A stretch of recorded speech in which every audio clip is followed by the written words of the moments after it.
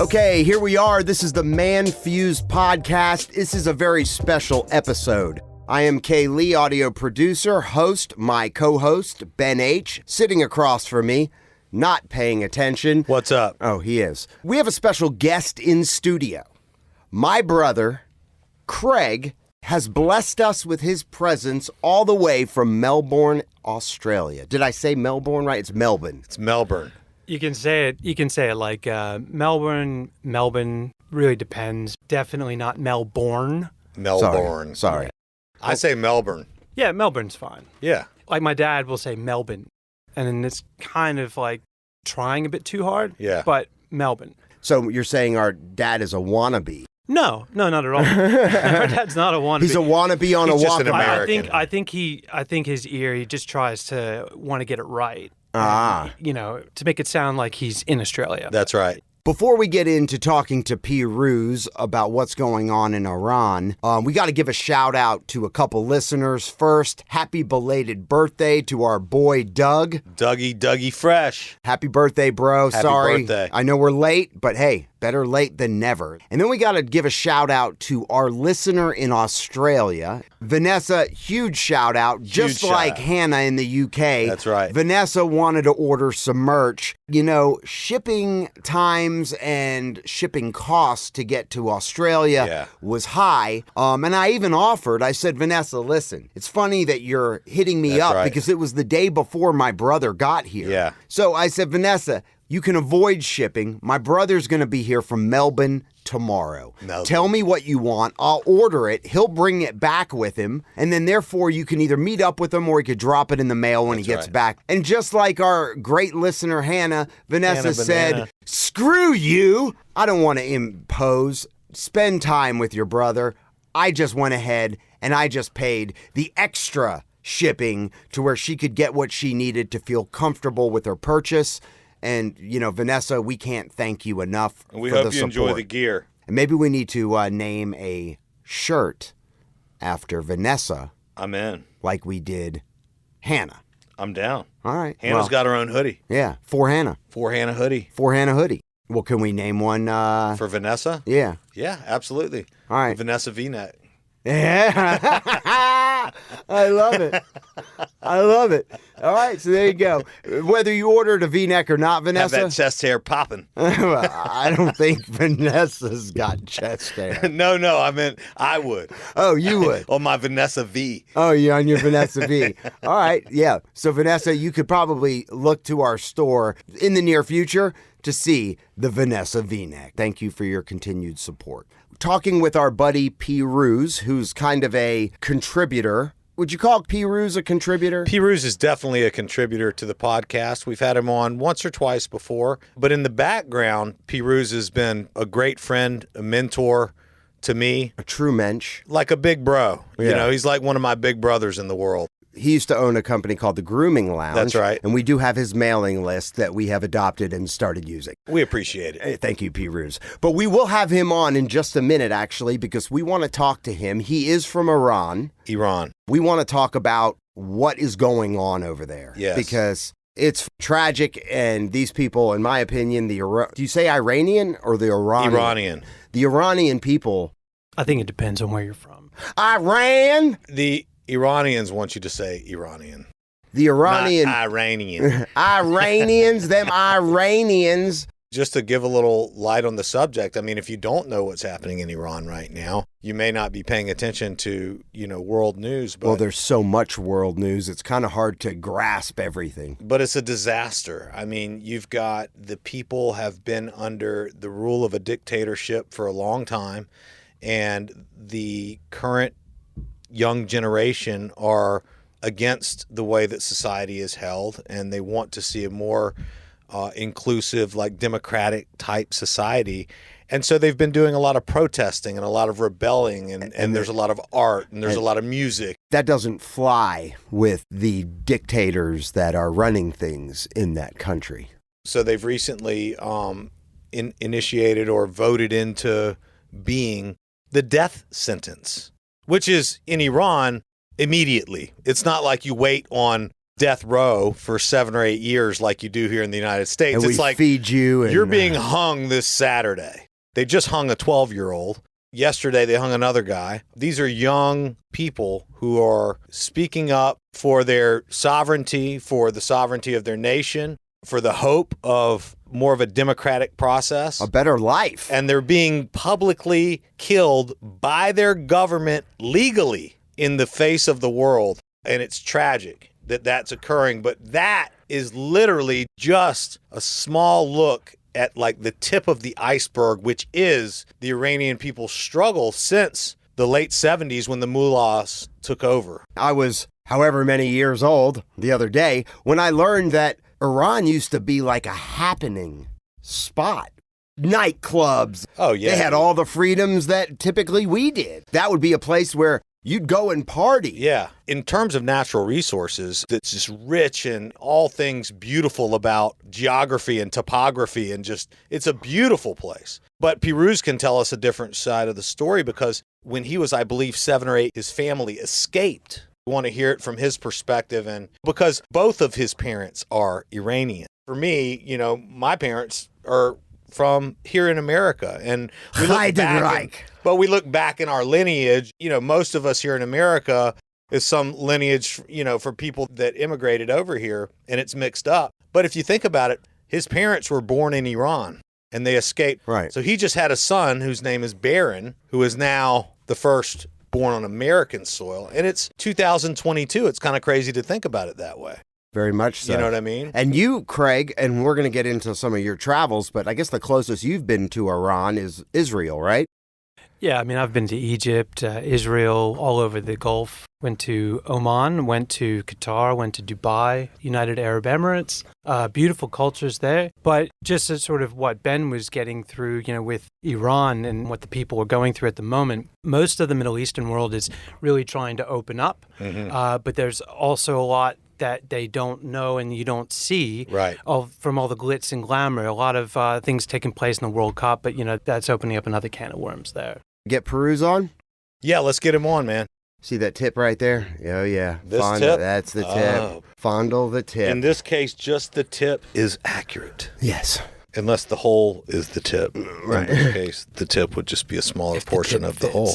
I love your logic. The art of deduction. What's up, bro? What's up, brother? Pirooz. Pirooz, welcome to the ManFUzed Podcast. You're on with myself, Ben H., Kay Lee, and Kay Lee's brother, Craig, from Australia. Hello. I haven't seen Craig since before the pandemic, and because he lives so far away, I only get to see him every, 3 or 4 years anyway, and so he has blessed us with his presence. He's staying at my house for a month with his wife and 2 kids. Oh, that's nice. Yeah, man. And so Happy to be a burden. You are no burden, my friend. Craig has literally traveled the world. He's very worldly. I wanted to get him on the podcast while we had him, and I thought he would be a great mix into our conversation with you. How's everything going in your life right now? Everything in my life is groovy, good. Ben knows. I have no complaints, man. I'm just grateful and happy each and every day and thankful. That's great. So. And how's your son, Baron? Good. He's he didn't want to go to school today. No, they never do. That's an everyday occurrence. Yeah, but of course I had to bribe him. How old is he? He's gonna turn 4 in February. Oh, nice. If you meet him, he looks like he's 8. Right. Yeah, my daughter, who's 2.5, is like wears clothes of that of a 5-year-old. She is a big girl. She was the smallest born, but she's the biggest. But here's the thing. I think it's okay to say, like, hey, he's a big boy. Is it okay to say she's a big girl? I do. I know. It changes around puberty, I think. Yeah, no, I mean... You want to call her a beast. No, she is a beast, dude. She's huge. I didn't say she's a beast, exactly. Well, no, I mean... I held my tongue. He can do it because it's his daughter. Yeah, but we're not saying it as in she's in the 98th percentile for her height and for her weight. She's tall. If when she's on the soccer field and she's kicking ass, then you can say, dude, she's a beast. Yeah, exactly. But if you wouldn't say, like, because of her size. She's a beast. I didn't say it's a huge That's bitch. a huge bitch. Yeah. When you say she's a big girl, I mean, some girls take that very personal. That's right. Well, but She's I'm tall. talking about a She's tall. 2.5-year-old, Yeah. not a self-conscious teenager or full-grown woman. Big boy, big girl. Yeah, big boy. it's That's fine. right. I'm joking. Yeah, I know. I totally get it. Listen, we wanted to talk to you, and Ben and I have, over the last, I don't know, a few episodes, we've kind of touched on Iran and everything that's going on there, and I thought you would be able to offer a very unique inside perspective of just the type of shit that, you know, the Iranian people are dealing with. Well, absolutely. I mean, being a person who escaped from that country when I was around 7 years of age, I know a couple of things, and I happen to pay quite a bit of attention to what's happening in that part of the world. And I constantly get updates and videos, some that I couldn't even share with people because they're so sad and gruesome and bad, and some are exciting because it's just these young people beating the crap out of these disgusting mullahs. And just to give you like the 2-minute background of how all this started, you know, Iran was a monarchy. Iran was actually a country that created human rights. Even though it's kind of an oxymoron to say that nowadays, they were the creators of human rights. And, you know, the Persian Empire dates back thousands of years. It's true. And so when I was growing up in Iran, Iran was a monarchy and we had a king. He wasn't the best king. He wasn't the best guy. And there were a lot of people who wanted democracy. Yet at the same time, he took a country and a region in the world and really made it forward thinking and really helped it progress and brought it to a whole different level. Around 1978, right when Jimmy Carter came into power, around that time, they started looking at Iran as a place where the way the world works, the superpowers work, is they start focusing in certain areas like, what do they have there that we want? Right. The king, the Shah, who was investing a lot in infrastructure, investing in, you know, basically progressing the country, sending people out to get educated, to come back to the country. We lived in a country where healthcare was free, education was free, and you got the best of the best. As this was progressing, they wanted to nationalize oil. They wanted to raise the price of oil. He wanted to make Iran something that stood on its own. The British government and the American government didn't really agree with that. We have a saying in Iran, if you took a beard of a mullah or an ayatollah and lifted his beard up, it would say made in the United Kingdom. And I'll explain why. There was no mullahs in Iran, even 100 years back. British were interested in our oil. We have a tremendous amount of oil. The Persian Gulf, not called the Arabian Gulf. We're not Arabs by any means. Nothing against my Arab brothers and sisters. We're Persians. Persian Gulf, where most of the oil in the world, you know, in that region comes from, was a big interest to both British Petroleum, OPEC, and the Americans. The Shah wanted to keep this internal, raise the prices, and just have Iran become very self-sufficient. The Americans approached the Shah back then to go to war with Iraq, and he didn't want to go to war with Iraq because he didn't see any need or any necessity to attack Saddam Hussein or the Iraqi people because there was going to be a lot of casualties, and what the hell were we going to do with a desert? And we had our own oil. And there was an Iraq-Iran war there previously. Well, let me tell you what happened is after the revolution that was caused by the British and the Americans, the first thing that happened was Iran and Iraq went to war. America started selling weapons to Iran and to Iraq. So it's like a forcing mechanism to go to war.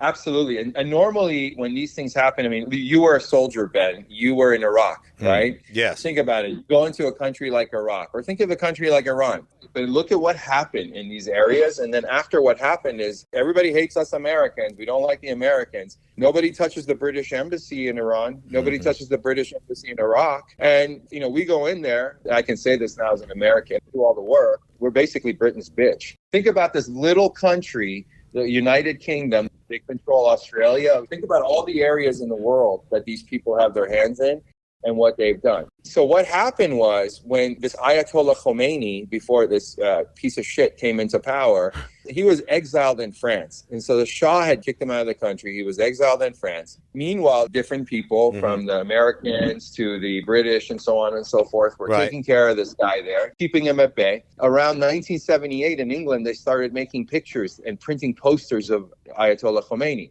And so Jimmy Carter, he basically fooled the Shah into thinking like, hey, we're on your side. We're going to work with you. We'll get through this. This is very important. What happened around 78, 79, former king of Jordan came to Iran, and the ambassador of Iran here in the United States, named Ardashir Zahedi, he came to Iran. Both of them told the king, hey, shut the American embassy down, shut the British embassy down, shut all of these embassies down, kick them out of the country for a while. And the reason the king of Jordan advised them of this, he's like, look, they tried to overthrow me. I kicked them out. 5 years later, everything was fine. The Shah at that point was sick. He had cancer. Nobody knew this. And he kept saying, well, you know, what are these people going to think? He was a weak man. He was a good king. He was not a strong leader. Next thing you know, they start the riots. The Americans basically encourage the students to break into their own embassy. They were part of this.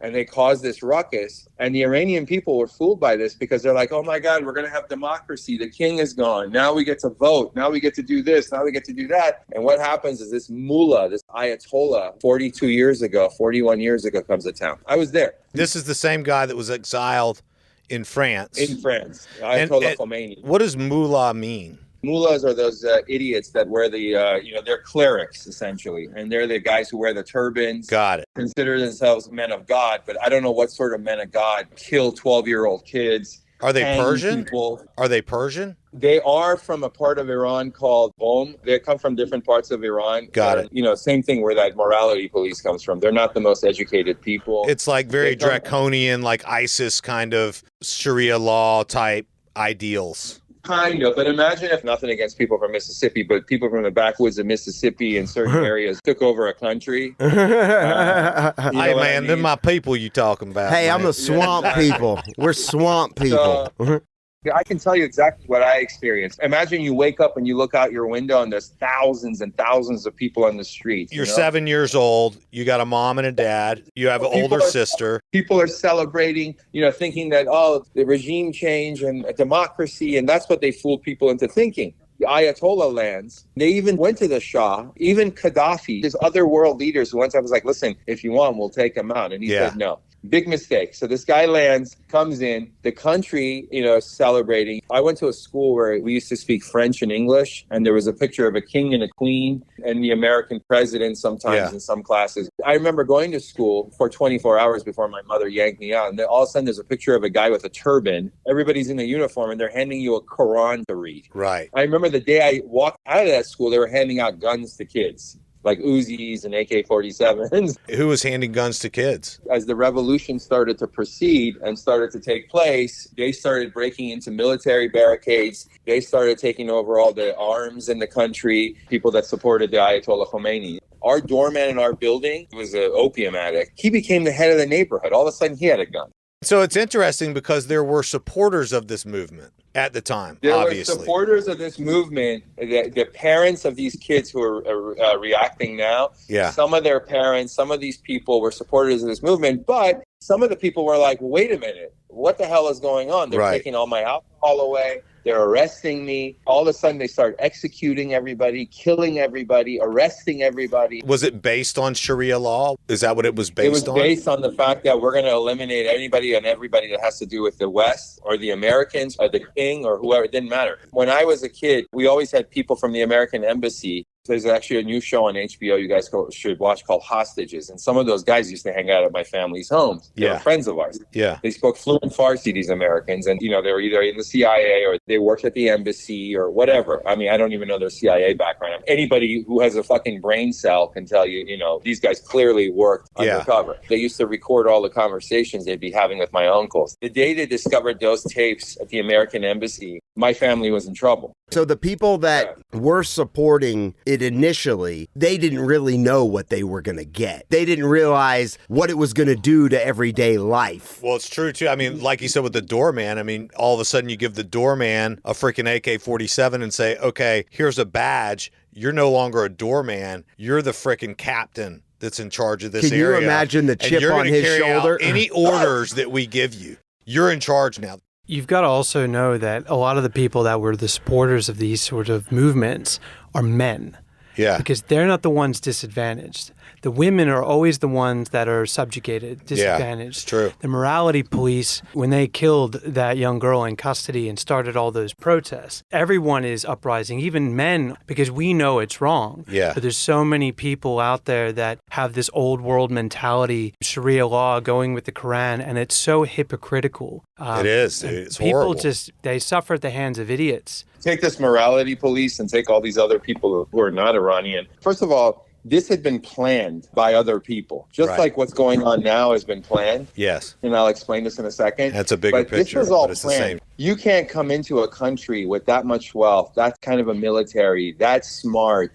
This isn't Iraq where you can take over this place in 20 minutes. Iran was and is very advanced. So this was all planned behind the scenes. So all these people that came in were getting training outside the country. Now, who was funding this training? The money wasn't coming out of the sky. All the stuff that happened behind the scenes to overthrow the king, to take over this country, to suck the oil out of the people, and to suppress that area so that more weapons can be sold. This wasn't planned out of the sky. This was planned by some of the superpowers behind the scenes. I mean, Right. This is clear fact. I'm not the only one who would say something like this. So when this happened, not everybody thought that they would have to cover themselves. As the weeks went on, I remember being there as more and more people got killed. It became more and more restricted. People would go on rooftops. I remember when I was like 7 at that point, and you would hear them shooting guns in the air saying, Allah. They would tell you to go on your roofs and and scream, God is great. Allah Akbar. God is great. Allah Akbar. God is great. Now, mind you, this is a country where you have Jews, Christians,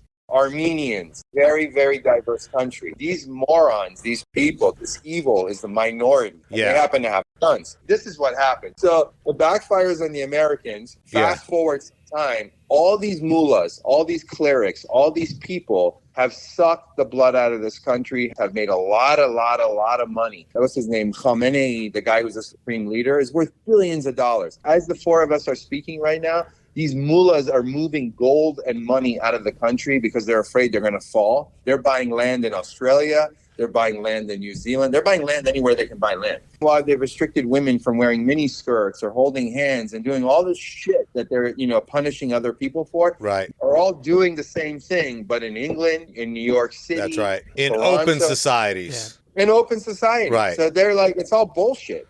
Right. So, and the country is run by what's called the Revolutionary Guard. The Revolutionary Guard, this council, it's basically this guy Khamenei and a few other people with these fucking turbans on. These are the people running the show. Now, they're the minority.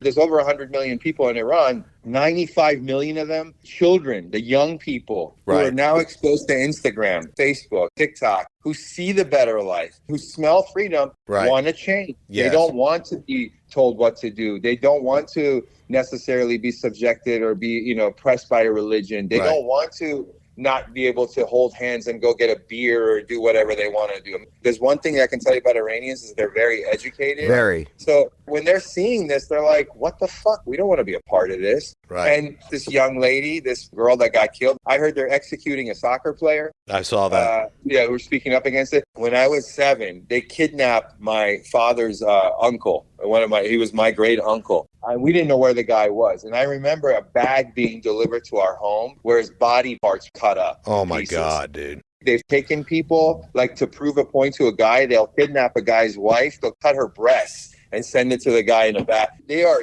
evil. I mean, they're doing that because they want to instill number one thing they need to keep control, and that is fear. 100%. And so what's happening today, the students, this is the first time ever. First of all, the women, you got to give props to the women. Mad props, because these women were like, fuck this. They stood up to this. They came forward. They started demonstrating. Women have been breaking into military barricades. Think about how much balls these women have. These women will take their burqas off, will go in the middle of the street and shave their heads to prove a point. Basically, this will get them killed. Right. They don't care. People have had it. And what's happened, too, is that while the mullahs and the Revolutionary Guard and all the people that are involved in this regime have millions and billions of dollars, everyone else is starving. Everyone else has to pay $5 for one egg. Inflation is out of control. Their money has no value. So people are like, fuck this. What do I have to lose? I'm going to die anyway. In a way, these people are already dead. They're not living a life of value. They're living a life of subjugation. So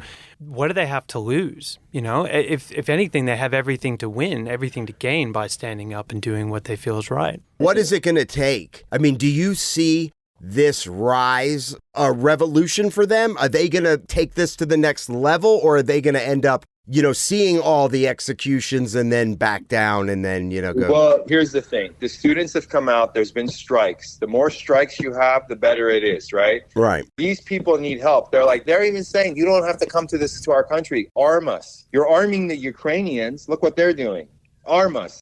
Ayatollah Joe Biden, this is what we call him. The guy sitting in the White House, he's talking about a nuclear arms deal. I mean, I know Iranians, Ben, that donated millions and millions and millions of dollars to Trump's campaign because they thought, because they're all Republican, most Iranians, and they thought he was going to do something. Right. Trump doesn't even know where it is. Couldn't even tell you where Iran is on a map. Biden, who doesn't know whether he's on Venus or Mars right now, Ayatollah Biden, he's done nothing to recognize these people. He has done nothing to help these people. He met with the guy from France, the president of France, Macaroon. Macron is even like, maybe we should figure out a way to work with the regime. The regime kills people, and if Macron had balls, if these people had balls, and if the American, put it this way, if the American government and the British government want this to stop and for this to change, they can make it happen overnight. These mullahs would be gone overnight. Pirooz, with what's going on in Iran, do you think it's a bit of a tipping point if these people succeed in protesting and taking over their own government, changing things the way that they want them to be? Do you think it sends like an international signal to the other authoritarian governments to be very careful about what they choose to do with their own people? China, Russia, China's situation with Taiwan and the reunification process, but they're also their social scoring. They're very oppressive to their own people, but then you've got Kim Jong-un in North Korea. There's a lot of uprisings at the moment. I think that if you can get a group of Iranians, right? These are educated people. Even their cookbooks date back 2,000 years. You know what I mean? So if you can get a culture like this, who are at a point now where they're like, you know what? What's the point of living? Who cares? Let's just go out there and do whatever we can. And if they get a little bit of help from the West, just a little bit of help. I've talked to Iranians in Iran who are like, listen, we don't even care. Take the goddamn oil. We as the youth of this country will make a deal with any of these countries. We're not here to suppress the oil or to nationalize oil. We just want to be able to walk down the street and get a beer. We just want to be free. We don't want to watch people hanging in our streets or being executed. If these guys can make an impact, if this continues, I absolutely believe that it can have a ripple effect in other countries as well. 100%. Well, and to that point, let me just say this. Unfortunately, it seems like the government is winning. Unfortunately, the power, the actual power, the weaponization, the force of law, and the overarching international support by not doing anything is the same as supporting what they're doing. It worries me because I see the trend going in this direction, Iran being an example of what can happen with a closed society, but even COVID measures, the way that they were implemented during the pandemic and the way that people reacted to that and the way that people are still reacting, that may be a lighter weight example and possibly an example for governments to look at and say, maybe we do have a little bit more power than we thought. Because, bro, If I'm the president of the United States, there's nothing more important than shit like this. Why is freedom not reigning? The majority of the people want democracy. They want freedom. Why is it not? Because we have these people within these countries that can stand up and lead. What is the stranglehold? Is it the British monarchy? I mean, what is the stranglehold? Look, I can tell you this, Ben. Why can't this happen? Like Django. American You know what I'm saying? The Iranian people want American products. They want American influence. They want to be Western. America's always interjected themselves into places where they don't belong. And I don't think it's like the situation in Ukraine where a foreign power has invaded another country. This is an internal matter within Iran. You're also getting politically involved, and it's a really, really difficult situation in Afghanistan, Syria, Iraq. Afghans. So right now there's this problem with the Russians and the Ukrainians. We saw what Russia's army is like, right? Who do you think is supplying Russia with their drones and their Iran. Yeah. Iran. Yeah. 100%. And who's the biggest threat to the Israelis? Iran. Yeah. They have nuclear weapons. But it's not the Iranian people, the people The who regime. control Iran. The people in control. That's why regime change is necessary, number one, and not just for the safety and the livelihood and the protection of the people, for many other reasons. I just wanted to say this. I have grown up in this country, and one of the things I've learned about the U.S. is there's two things. You're right. We stick our nose where we don't belong. We'll go into a culture that's thousands of years old, and we'll say, okay, we're coming in. we're going to attack you. We're going to bring our military, and we're going to take your fucking oil, whether you like it or not, because we want to lower the price of gas. There is that part of America, but then there's the other part of America that makes it the greatest country on the planet. The only country where you have opportunity, where you have freedom, where guys like us can have a podcast or can start our own business and raise our families and create opportunities for ourselves. I mean, there's no other country like the United States, ever. Currently, hopefully our kids will get to experience the same thing, and it's not our kids having to exile somewhere like your family did and then looking back at our country like you look at your home country, Iran. Wokeness is where all this bullshit leads to communism. When I was sitting at home that day and I was watching what was happening on January the 6th, I'm not an anxious person. I don't get nervous about it. It gave me anxiety because it reminded me of Iran.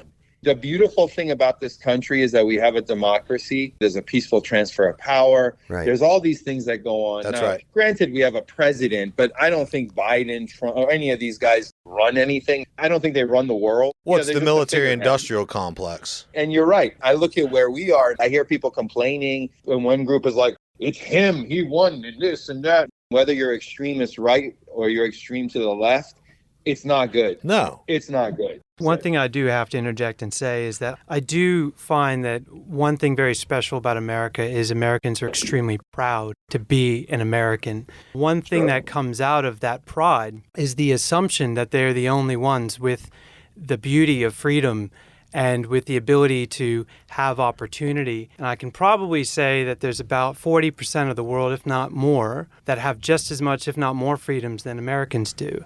Where I am currently living in Australia, I can tell you we are just as free, if not freer.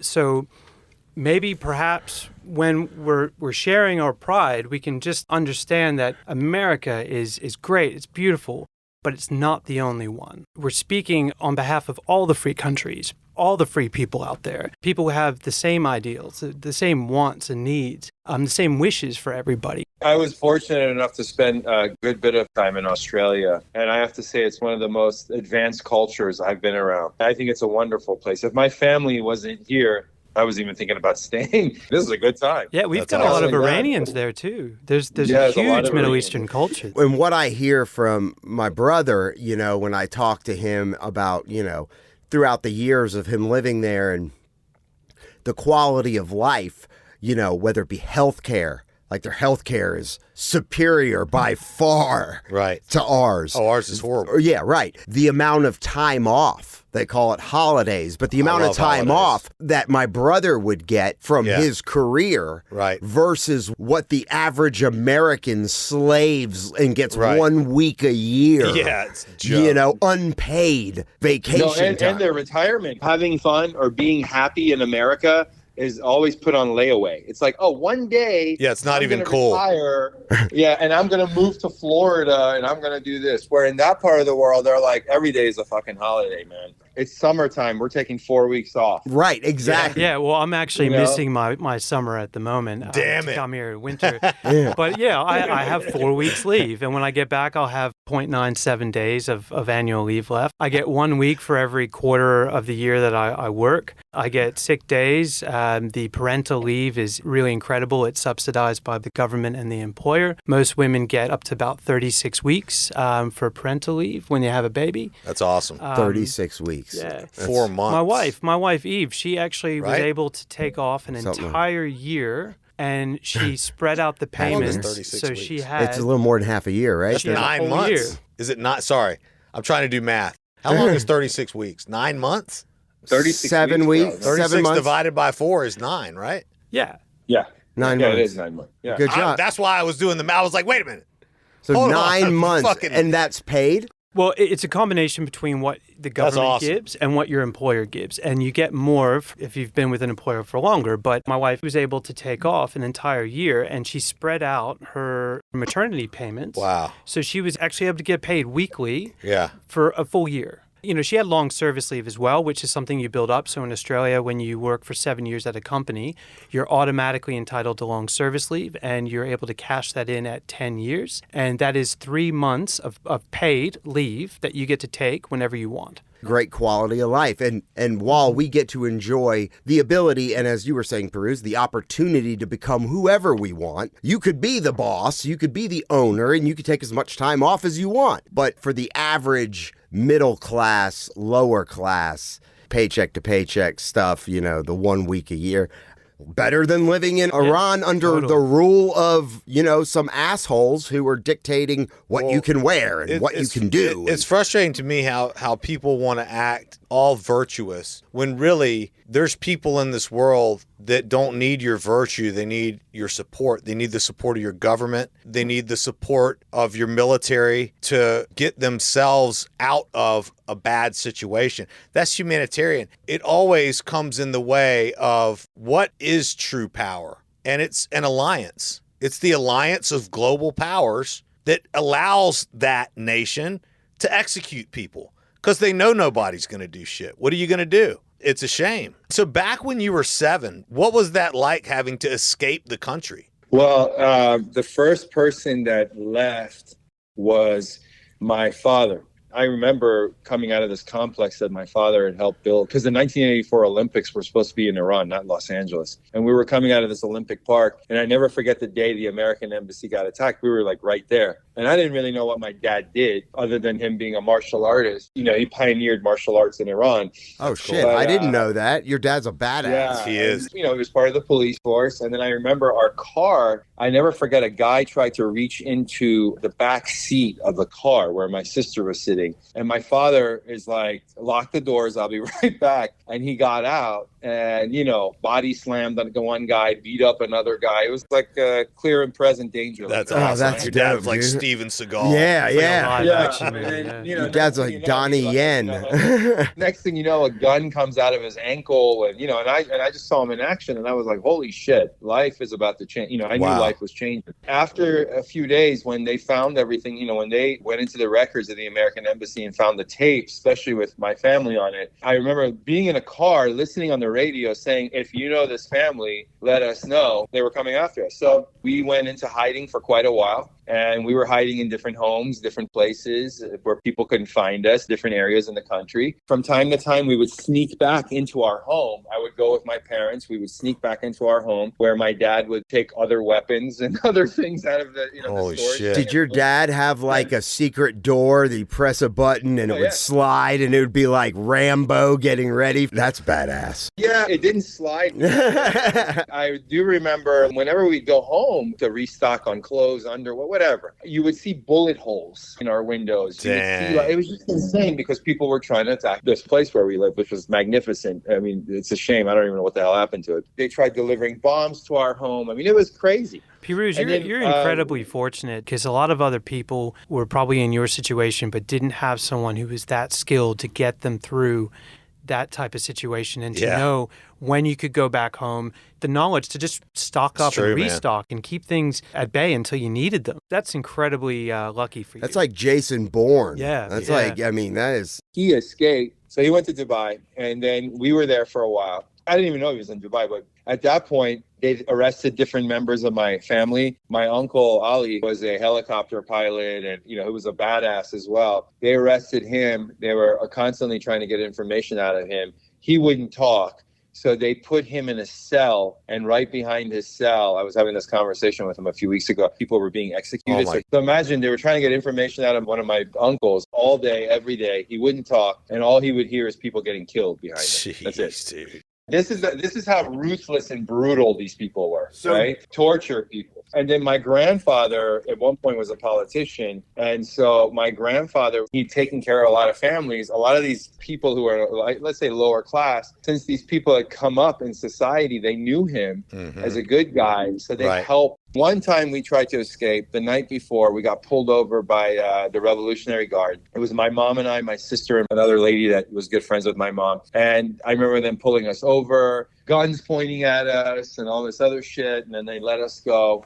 And then, so we didn't do anything for a week. A journalist who lived down the street from my grandparents, riding my bike by a car where they had a gun in his mouth and they fucking shot him. It was just constant. You got to understand, from the age of 3 to 9, you guys are all dads. That's when your tiny seeds are developed. Your self-image is created, and your self-image is who you are. Where you are in life has a lot to do with who you are and what your self-image of yourself is. This is when my self-image is being developed, and I'm 7 years old, and I'm seeing all this shit. We're about to get out, and a friend of the family, to get money, basically tells on us. So we had to change our name again, and we escaped through like some crazy routes, end up in Dubai. At that point, my dad's like, we got to go. And we're like, where? He'd gotten a job in Dubai. He was going to train the police force in martial arts and, you know, all sorts of stuff. They're like, listen, the Iranians were trying to kidnap my father. We changed our names under an alias. We moved to Greece, didn't speak the language, didn't know one fucking person. Imagine you go from all of that, from a lap of luxury to like middle of nowhere in Athens. And then we couldn't get anywhere because anywhere we wanted to go, they're like, we're not giving passports to Iranians. We're not doing this. We're not doing that. We're like, what the fuck? So we end up in Paris. Paris was a horrible place at that time because it's a known fact. If you ever want to assassinate anybody, do it in France because, you know, they'll sell their own soul to let anybody in their country. First day we're there, my dad, one of his best friends was a prince, one of the, you know, Shah's nephews. We were going to go see him. You hear a motorcycle, you hear the machine guns going. So they assassinated him. Then my dad came to the U.S. He got political asylum. We couldn't go right away. My mom and my sister. Right. We had to wait in Paris. To protect us, they moved us literally to one of the worst areas. Every night when we're walking home, my mom, my sister, and I, we're in the hood. We got our visas and everything else and came here. And coming here, I think I was silent for 3 months. I went to school with a bunch of other Iranian kids. We used to lie and not tell people where we were from back then because we didn't want to be attacked. When you watch the Iranian kids fight after school, because we all were DC area, but we weren't in the areas you came to, Ben. We were in part of Virginia where there was more rednecks than anything else. I don't blame the rednecks. They don't fucking know who we are, what we are, or anything about our culture. When we would get attacked, a bunch of kids came to our house and they toilet paper our homes. All I knew how to do was, you know, my dad had bought me this bow and arrow. And so all I knew how to do was like dip it in alcohol, put it on fire, and then shoot it into Rambo. Fucking Rambo. They won't be coming back to your house next Halloween. My point is that was what I was exposed to as a kid. You guys were coming with blades and fire lit you don't want to arrows. fuck with those Iranian kids. So Pirooz, fascinating your upbringing and just who you are today and what kind of a person you are today. Do you think for Iran right now, if you had to make a guess, do you think there's a real possibility of them continuing forward and steamrolling and, you know, getting these people out and setting up their own way of life? Or they have to have other governments help to do it? Well, the optimistic side of me says yes, and I'm only optimistic. I don't have a pessimistic side. Yeah, me so neither. The optimist in me, the person who believes in the unknown and believes in faith, says yes. But I think that, you know, that the only thing that's a challenge here is that, again, when you have 90 million people, if you have 90 million, but then 10 million have the guns, tipping points happen in different ways. Somebody brought up the word tipping point earlier. To Craig's point, is very similar to consciousness. Consciousness spreads, right? Yeah.